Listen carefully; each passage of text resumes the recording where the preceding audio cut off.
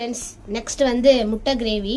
அதுக்கு அதே மாதிரி வடைச்சட்டியை வச்சுட்டு முட்டை கிரேவியில் குழம்பு சட்டியை வச்சு எண்ணெய் ஊற்றியாச்சு. நெக்ஸ்ட்டு கடுகு உளுந்து அந்த கிரேவியை அரைச்ச மசாலையை போடுறோம். தக்காளி, தேங்காய், மிளகாத்தூள், மல்லித்தூள், கறி மசாலா, வீட்டு மிளகாத்தூள். இங்கே பாருங்கள், பக்கத்தில் சாப்பாடு வெந்துட்டு இருக்கு.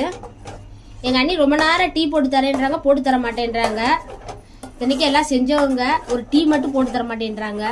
இது பாருங்க, கல்லுப்பு கொஞ்சோண்டு போட்டு கொதிக்க வச்சு முட்டை போட்டு இறக்கிடுவோம். முட்டை போடும் போது காமிப்போம். மல்லித்தலை இந்த பாருங்க இப்படி போடைக்கு. இங்கே பாருங்க, நெக்ஸ்ட் முட்டை ரெடி. அடுத்த வீடியோவில் சந்திப்போம். பிடிச்சிருந்தா ஒரு லைக் பண்ணுங்க.